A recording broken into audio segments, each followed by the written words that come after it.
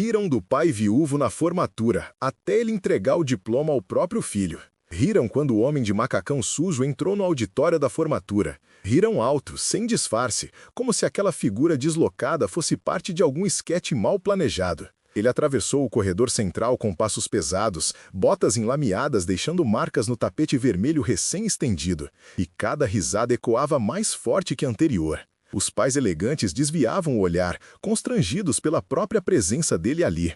As mães seguravam suas bolsas com mais força, como se aquele homem pudesse contaminar o ambiente com sua pobreza visível. O diretor da escola, sentado na mesa principal do palco, franziu a testa e sussurrou algo para a coordenadora ao seu lado, que imediatamente gesticulou para os seguranças nos fundos do salão. Era como se todos ali tivessem combinado silenciosamente que aquele pai não pertencia àquele lugar, àquela celebração de conquistas e futuros brilhantes. Mas ninguém naquela sala estava preparado para descobrir quem ele realmente era.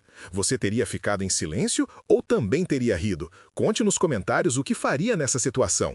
O auditório estava impecável, flores brancas decoravam cada canto, balões dourados formavam arcos elegantes sobre o palco, e uma faixa enorme anunciava em letras garrafais: Formatura Ensino Médio, Turma 2025. Era a cerimônia mais importante do ano, aquela que marcava a passagem dos jovens para a vida adulta, para as universidades, para os sonhos que finalmente poderiam se tornar realidade. Famílias inteiras se apertavam nas cadeiras estofadas, celulares erguidos, sorrisos ensaiados, roupas de grife perfeitamente ajustadas. Tudo precisava ser perfeito, tudo precisava ser digno de ser postado, compartilhado, celebrado. E então, ele entrou. Marcos tinha 42 anos, mas parecia carregar 60 nas costas curvadas. O macacão azul marinho estava manchado de graxa e cimento. As mãos ásperas seguravam um boné desgastado que ele tirou respeitosamente ao cruzar a porta.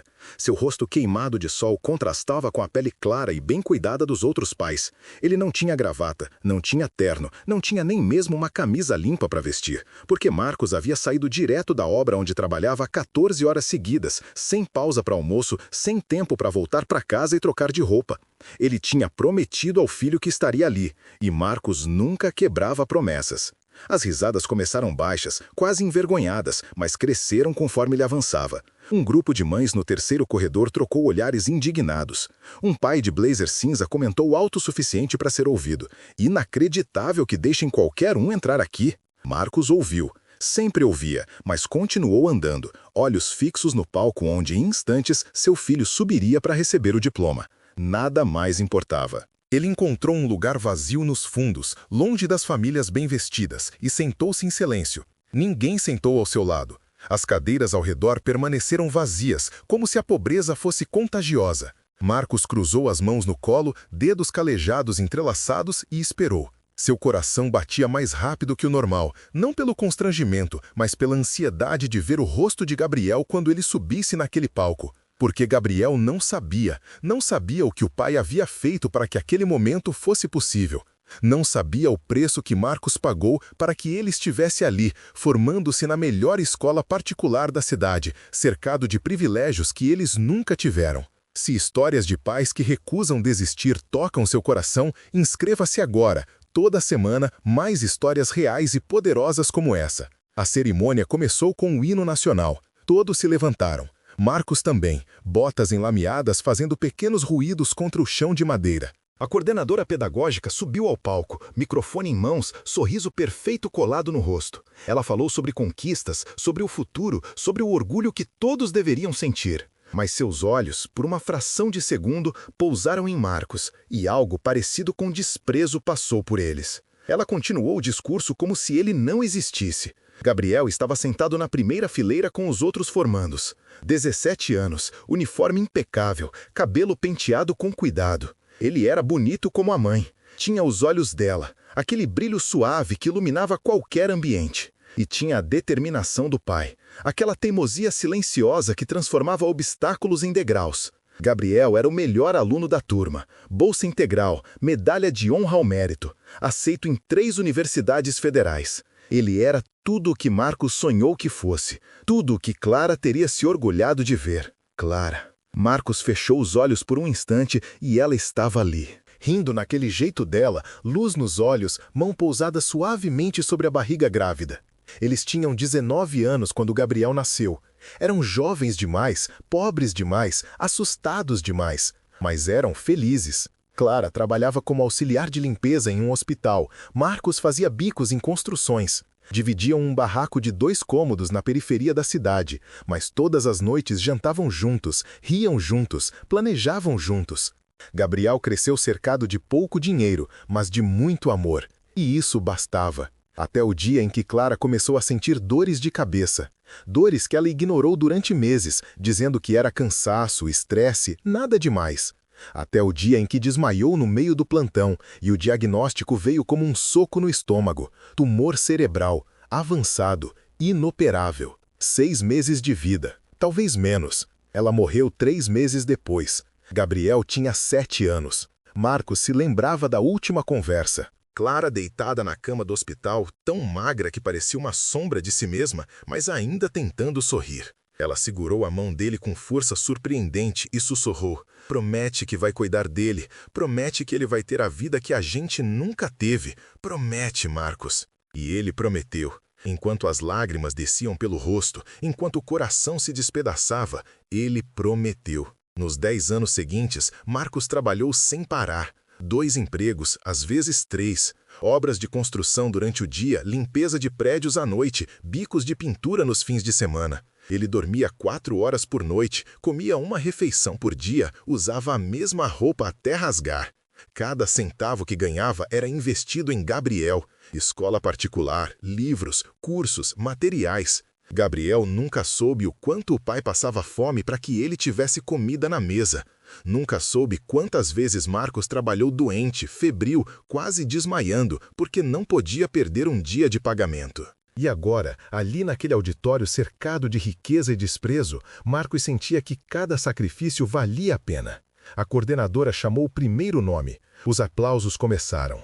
Um por um, os formandos subiam ao palco, recebiam o diploma, posavam para fotos, desciam sorrindo. As famílias gritavam, vibravam, gravavam cada segundo. Marcos esperava. Seu coração batia mais rápido a cada nome chamado. Ele limpou as mãos sujas no macacão, tentando tirar ao menos um pouco da graxa que parecia ter se tornado parte da sua pele. E então, o nome veio. Gabriel Henrique da Silva. Marcos se levantou instintivamente, como se o corpo reagisse antes da mente. Gabriel subiu ao palco, passos firmes, sorriso largo. Ele procurou pelo pai na plateia, olhos varrendo os rostos até encontrá-lo nos fundos, e seu sorriso vacilou por uma fração de segundo. Não por vergonha, nunca por vergonha, mas por preocupação. Gabriel sabia o quanto aquilo custava ao pai. Sabia que Marcos estava ali após 14 horas de trabalho braçal, sem descanso, sem comida decente, apenas por amor. A coordenadora estendeu o diploma, mas antes que Gabriel pudesse pegá-lo, o diretor da escola, um homem de terno impecável e postura rígida, levantou-se da cadeira e se aproximou do microfone. Ele limpou a garganta, ajustou os óculos e falou com aquela voz grave que impunha autoridade. Antes de entregarmos este diploma, gostaria de fazer um agradecimento especial. A plateia ficou em silêncio. Gabriel parou no meio do palco, confuso. Marcos sentiu o estômago revirar. O diretor continuou. Este ano, nossa escola passou por uma grande reforma. Novos laboratórios, nova biblioteca, quadras reformadas. Tudo isso foi possível graças ao trabalho incansável de profissionais dedicados. Ele fez uma pausa olhando diretamente para Marcos. E um deles está aqui hoje. As cabeças se viraram. Sussurros correram pelo auditório. Marcos sentiu o sangue gelar. Marcos da Silva trabalhou nessa obra durante 8 meses. Sozinho, ele construiu cada parede da nova biblioteca. E quando descobrimos que seu filho estudava aqui, quando vimos o esforço sobre-humano que ele fazia, trabalhando 16 horas por dia para pagar a mensalidade, tomamos uma decisão. O diretor gesticulou para que Marcos se aproximasse. Ele hesitou, pernas tremendo. As mesmas pessoas que riram minutos atrás agora o observavam em silêncio. Gabriel no palco tinha lágrimas nos olhos. "Venha, por favor." Marcos caminhou pelo corredor. Desta vez, ninguém riu. O silêncio era ensurdecedor. Ele subiu os degraus do palco, botas pesadas, mãos tremendo. O diretor colocou a mão em seu ombro. Marcos, você não precisava mais pagar as mensalidades. Oferecemos bolsa integral para Gabriel há 6 meses, mas você recusou. Disse que queria pagar com o próprio trabalho. Disse que era uma questão de honra. A plateia permanecia muda. Algumas mães limpavam lágrimas discretamente. O pai de Blazer cinza olhava para o chão. Então decidimos que a pessoa certa para entregar o diploma ao melhor aluno da turma não sou eu, é você. O diretor colocou o canudo vermelho nas mãos de Marcos. O auditório inteiro explodiu em aplausos. Não eram aplausos educados, eram aplausos genuínos, carregados de reconhecimento e vergonha pelo julgamento inicial. Marcos olhou para o diploma, depois para Gabriel, que chorava abertamente agora. Você lutaria assim pelo futuro de alguém que ama, ou desistiria no meio do caminho? Diga nos comentários. Marcos estendeu o diploma para o filho. Gabriel deu 2 passos à frente e o abraçou com força, esquecendo o protocolo, esquecendo as câmeras, esquecendo tudo. Ele sussurrou no ouvido do pai. Obrigado, por tudo, por nunca desistir. Marcos segurou o filho com força. Aquelas mãos calejadas que construíram bibliotecas agora seguravam o futuro que sempre sonhou dar. Quando se separaram, Gabriel pegou o diploma e ergueu-o alto. A plateia aplaudiu ainda mais forte. Marcos desceu do palco, mas desta vez as pessoas se levantaram, uma a uma, em onda, até que todos estavam de pé, aplaudindo o homem de macacão sujo que eles julgaram tão rapidamente. A coordenadora, que minutos atrás olhara para ele com desprezo, agora segurava um lenço nos olhos.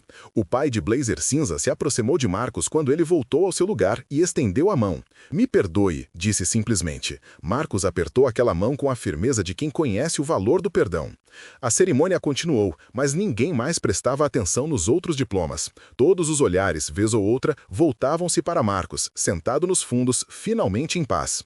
Ele pensou em Clara, pensou em como ela estaria orgulhosa, pensou em como cada noite sem dormir, cada refeição perdida, cada dor nas costas que ele ignorou, tudo levou até aquele momento. Quando a cerimônia terminou, Gabriel veio correndo. Ele segurava o diploma como se fosse a coisa mais preciosa do mundo. Pai, vamos tirar uma foto? Marcos hesitou, olhando para o macacão sujo. Assim mesmo? Eu tô uma bagunça. Gabriel sorriu, aquele sorriso que era pura Clara. Assim mesmo, do jeito que você é, do jeito que sempre esteve comigo. Eles posaram juntos na frente do painel decorado. Pai e filho, obra e resultado, sacrifício e conquista. A foto saiu tremida, porque a mãe que tirou estava chorando, mas era perfeita. Nos dias seguintes, a história de Marcos se espalhou. Jornais locais publicaram matérias, redes sociais compartilharam o vídeo da cerimônia milhares de vezes. Pessoas que nunca o conheceram enviaram mensagens de apoio. Uma empresa de construção grande ofereceu um emprego fixo, com carteira assinada e salário digno. Marcos aceitou. Não pelo reconhecimento, mas porque significava que ele poderia trabalhar menos horas e passar mais tempo com Gabriel antes que ele fosse para a universidade. Gabriel foi aprovado em engenharia civil na Universidade Federal. Ele disse ao pai que queria construir coisas, como ele, mas não apenas prédios. Queria construir futuros, oportunidades, pontes entre pessoas que a sociedade insiste em separar. E Marcos sabia que o filho faria exatamente isso.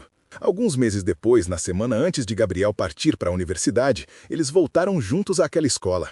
Marcos mostrou ao filho cada parede que construiu, cada tijolo que assentou. A biblioteca agora estava cheia de estudantes, jovens como Gabriel, lendo, estudando, sonhando. Tudo isso aqui, filho, eu fiz pensando em você. Cada parede é uma promessa que eu fiz para sua mãe, e eu cumpri. Gabriel passou a mão pela parede de tijolos vermelhos, sentindo a textura áspera. Ela tá orgulhosa, pai. Eu sei que tá. Marcos acenou com a cabeça, incapaz de falar por causa do nó na garganta. Eles saíram da biblioteca juntos e pela primeira vez em 10 anos, Marcos sentiu que podia respirar. O peso nos ombros, aquele que ele carregava desde que Clara fechou os olhos pela última vez, finalmente havia diminuído. Não desapareceu, nunca desapareceria completamente, mas agora era suportável, porque a promessa foi cumprida, porque o filho estava bem, porque o amor havia vencido. Naquela noite, Marcos tirou uma foto emoldurada da gaveta. Era de Clara, grávida, sorrindo para a câmera. Ele a colocou ao lado da foto da formatura, aquela com ele e Gabriel abraçados. 2 gerações, 2 histórias, um único amor atravessando tudo. A gente conseguiu. Ele sussurrou para a foto dela. Nosso menino vai ser alguém na vida. E ele vai lembrar de onde veio. Vai lembrar que amor não se mede em dinheiro, mas em sacrifício. Em estar presente quando é mais difícil. Em não desistir nunca. Gabriel saiu para a universidade 3 semanas depois. Marcos o ajudou a arrumar as malas, deu conselhos sobre como lavar roupa e cozinhar macarrão sem queimar. Eles riram, abraçaram-se longamente na porta e Marcos viu o ônibus partir levando seu filho para um futuro que ele mesmo construiu com as próprias mãos. Ele voltou para casa, para o silêncio que agora seria mais presente, mas não vazio, porque cada cômodo daquele lugar pequeno e simples estava cheio de memórias, cheio de amor, cheio de propósito. E enquanto Marcos preparava o café da manhã no dia seguinte, sozinho pela primeira vez em 17 anos, ele sorriu, porque sabia que havia feito o suficiente, mais que suficiente. Ele havia honrado a promessa, havia dado ao filho a vida que ele e Clara nunca tiveram. E isso, no final, era tudo o que importava. A verdadeira riqueza de um homem não está no que ele veste, mas no que ele está disposto a sacrificar por aqueles que ama. Nunca julgue alguém pela aparência. Você não sabe que batalhas essa pessoa está enfrentando silenciosamente. Você não sabe que promessas ela está cumprindo enquanto o mundo ri. Se essa história tocou você, inscreva-se agora para mais histórias reais e poderosas toda semana. E clique no vídeo na tela para assistir a próxima, com uma reviravolta tão impactante que você nunca vai esquecer.